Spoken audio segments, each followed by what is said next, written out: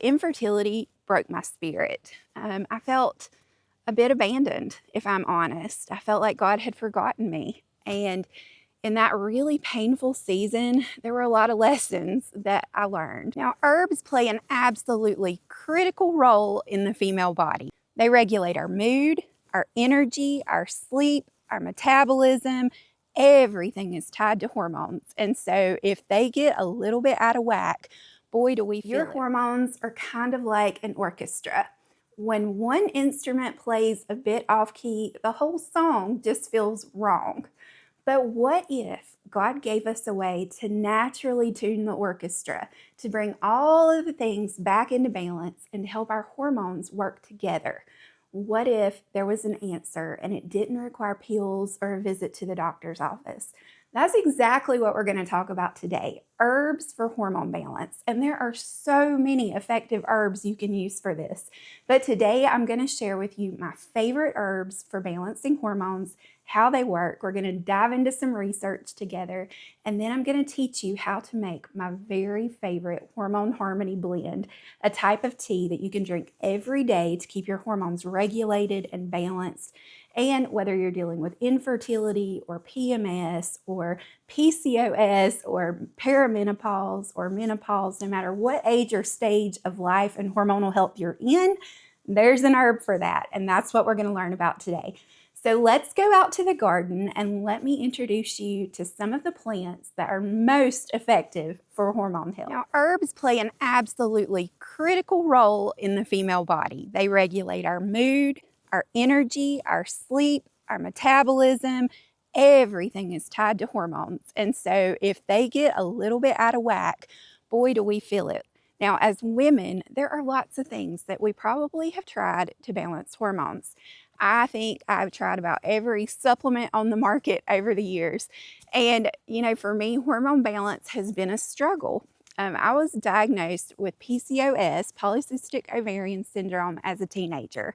And for years, I have struggled with hormone imbalance. In my 20s, it came as infertility. I experienced miscarriages. I had a hard time getting pregnant. And back then, I really had no clue about plants. I had no idea that herbs could help. And I often think back and I'm like, wow, things could have looked so different for my family and for my health if I had known this stuff way back then. But we can't change the past, but we can certainly change the future. And that's why I'm doing this lesson today, because one of you may still be struggling and you might need this information. And that's why we're going to dive into it today.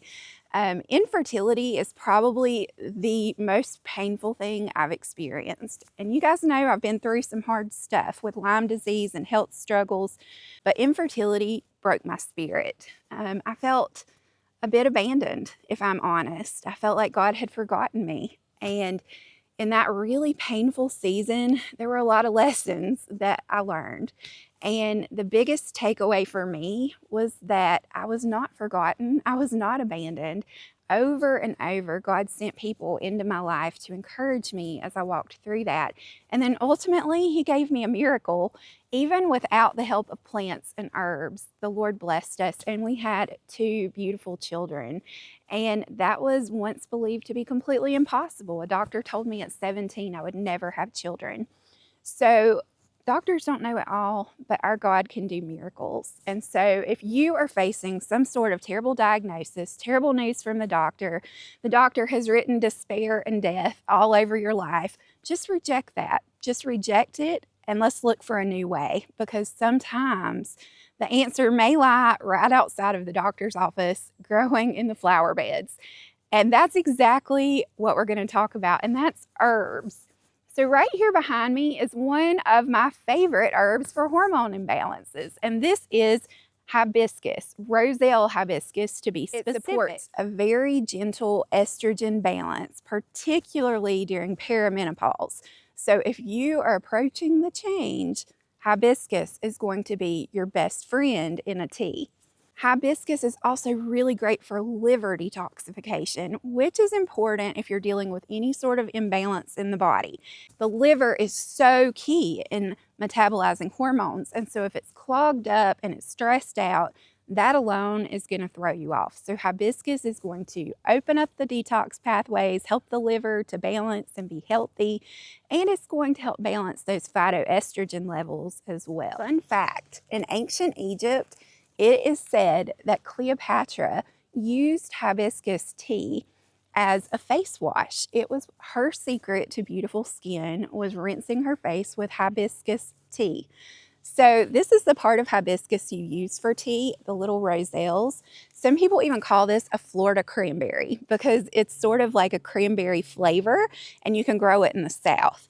So here in North Carolina, this is my first year actually growing this kind of hibiscus, and I am obsessed. It's so fun. You can actually just pop it in and eat it and chew it up. It tastes kind of tart and sweet like a cranberry, and it makes a really delicious tea.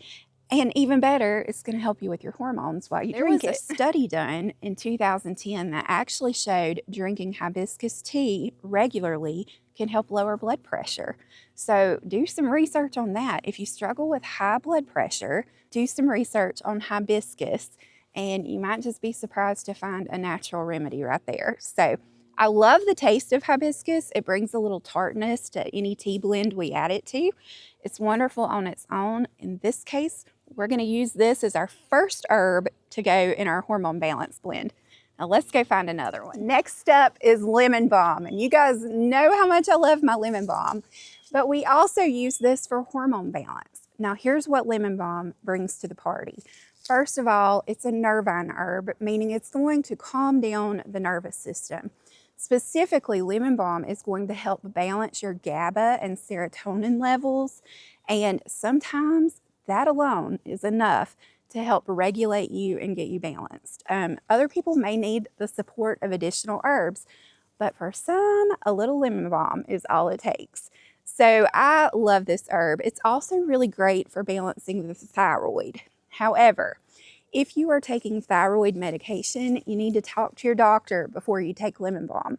So doctors have differing opinions on this, on whether or not it's safe for you to use lemon balm, but just talk to your healthcare provider and make an informed decision. And I'll leave it at that. But lemon balm comes in and brings additional benefits for hormone health by calming the nervous system, balancing those GABA and serotonin levels, and tuning up the thyroid and making sure that the thyroid isn't throwing everything else out of whack. Our next 3 ingredients have already bloomed and dried up for the season. So let's go back to the apothecary and I'll show you the other ingredients in their jars. Our next ingredient is red raspberry leaf.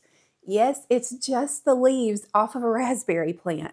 So simple, but these are incredibly powerful for hormone balance and for women's health in general.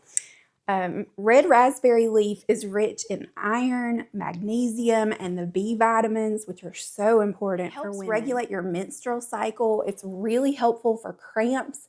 And I want to show you what it looks like. It is so fluffy. I love working with this particular herb. Oh, I dropped it. I love working with raspberry leaf because it's just so fluffy and fun. And raspberry leaf is going to do a couple of different things for you. Number one, it's going to regulate your menstrual cycle. So if your periods are super irregular, maybe you don't get them at all, maybe they come too often. If you're not on a normal 28-day cycle, raspberry leaf. In European folk herbalism, raspberry leaf is known as the herb of motherhood, and a lot of naturally minded midwives will actually prescribe a raspberry leaf tea for pregnant women in their 3rd trimester. Now, you don't want to use it at the beginning of pregnancy, but you can use it towards the end because it is a uterine tonic, meaning it's actually going to cause the uterus to practice having some teensy tiny contractions. Probably not enough that you'll feel it, but what it's doing is strengthening the uterus and preparing it for labor. And there have been multiple studies on this, so do some research. But studies have shown that women who take raspberry leaf in the 3rd trimester have shorter labors with less complications and healthier outcomes. So Red raspberry leaf for my pregnant mamas. When you hit the end of pregnancy, start drinking this every single day. And then you can also continue to drink it postpartum to kind of help your uterus contract and shrink back down and to just kind of get your body back into balance quickly after giving birth. But that is red raspberry leaf, and it's one of my absolute favorites for hormones. Next up, we have Tulsi. I know, you're probably shocked. I put Tulsi in like everything because this herb is just so wonderful. It helps with so many things. So in this case, when we're talking about hormone balance in Tulsi, it's going to bring the balance. Whether you're high or you're low, Tulsi kind of brings you to the middle, and it's especially wonderful for high cortisol. So here you can have a look. This is dried Tulsi. And if you struggle with high cortisol, that's the stress hormone. It may lead to belly fat. It can lead to poor sleep. If you routinely wake up at 3 a.m. every morning, that could be high cortisol. That's a big sign of it. So if that is you, Tulsi is going to bring that back in control. And what it actually does, for those who like to nerd out over this kind of stuff, is it balances the HPA axis. And so as it brings the HPA axis into balance, it's going to prevent stress-induced hormone disruption. Sometimes our hormones are not out of balance because we actually have like a root cause problem. They're just out of balance because we have too much stress. And if that's you, Tulsi is what's going to bring you back into the right balance. So we're going to add some of this for hormone balance. Spearmint is a favorite just because of the flavor. It's wonderful in a tea. It smells so good. Wish you could smell it. So let's talk about what spearmint does for your hormones. Spearmint specifically targets androgens, meaning the male hormones. So if you have PCOS and you are dealing with high levels of free testosterone, spearmint. If you are dealing with hormone-driven acne, spearmint. If you're dealing with hormone-driven weight gain, spearmint. Anything that is coming from an excess of those male hormones, spearmint. Now, there was recently a study that I came across where they compared spearmint tea versus taking birth control pills. And what they found was really pretty amazing. In this study, the ones who drank spearmint tea had just as good or better results in regulating their cycle as compared to those who were on birth control pills. So this study showed that spearmint is just as effective, if not more effective, than taking birth control to regulate your cycle. Incredible study that really gives some credibility to using spearmint for hormone balance. Now, every herbalist knows that this works, but it's really cool when we have research to show it and to prove it in these case studies. So I love spearmint.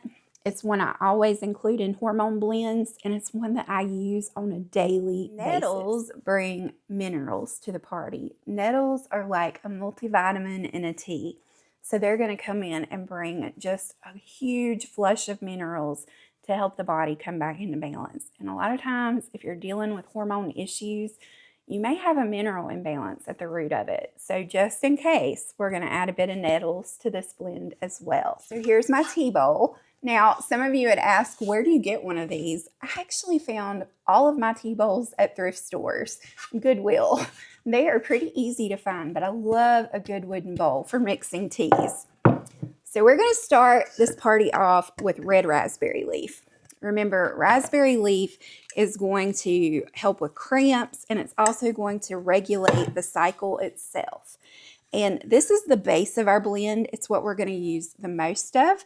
So I would say we're going to do about 3 cups of raspberry leaf. Now, I'm making a big batch of this so I can send you guys some of it.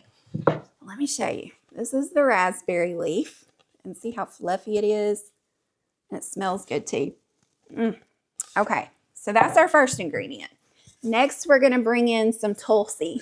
Remember, Tulsi is the great balancer. It's going to correct any stress-related imbalance, and it's going to help with high cortisol. So whether you're high or you're low, Tulsi is going to bring you back into balance. Next, lemon balm. Look, I just refilled the jar. I just harvested and dried a bunch more lemon balm. So we're going to add some lemon balm. That is going to tune up the thyroid, and it's also going to help the nervous system to calm down and go back into balance in case it's been a little bit whacked out. So there's our lemon balm. Next, hibiscus, the Florida cranberry that we talked about earlier in the garden. So once you harvest and dry the hibiscus, let me show you what it looks like. We crumble it up into teeny tiny little pieces, and it adds a nice little pop of color to our tea. So I'm going to add about a cup. We did about 3 cups of raspberry leaf, and I'm going to do about 1 cup of everything else. Raspberry leaf is the base, and then these are all secondary that are bringing medicinal benefits. Next, we're going to do a little bit of the nettles like we talked about, a mineral kick. So we're going to add a little bit of that, about a cup. And then finally, the star of the show, our spearmint. And we're going to add about a cup of spearmint for flavor. Oh, it smells so good, you guys. Okay. So our bowl is now very, very full. Let's give it a mix. So when we mix this, we are literally just going to kind of blend it all together so that every cup of tea, you get a little bit of everything. So you can do this with your hands. You can do it in a big jar and shake it up. Or you can just kind of mix it with a spoon. But I have found that using your hands for mixing teas is the way to go. But I always wear a glove because I'm sharing this with you, my friends, and I want to make sure that you get a good clean batch. So this is what Hormone Harmony tea looks like. You see the little flecks of red? That's the hibiscus. I mean, it smells so good. So, so good. So there you have it. Hormone Harmony tea is what I call this one. And it includes all of those different herbs that helps with hormone balance. So it's got red raspberry leaf, Tulsi, lemon balm, hibiscus, nettles, and spearmint. 6 ingredients. So simple. You can make it yourself and only use the ingredients you want, or if you like it the way I make it, you can order a bag from my shop and it's linked below. No matter what, I want to leave you with just a word of hope that if you're dealing with hormone imbalance, if you're struggling with acne or weight gain, or your moods are out of whack, you're not sleeping good, and you just know that something is off balance, give this tea a try. Whether you make it yourself or you order a bag from my shop, give it a try because I found that it is so effective for so many different issues with women's health. So with that, I want to leave you to enjoy your new recipe. And don't forget to grab a copy of my new book, The Everyday Herbalist. It is available as an instant download PDF, also linked in the caption below. And in that book, I'm going to teach you how to use over 24 different herbs. I'm going to teach you to make a salve, an infused oil, how to blend your own teas, how to make tinctures, everything you need to know to start using herbs at home for your family. So grab your copy today. And as always, thanks for tuning in. Thanks for hanging out with me and making another tea blend this week. Drop all your questions in the comments below, and I'll see you next week. May God bless you. Until next time.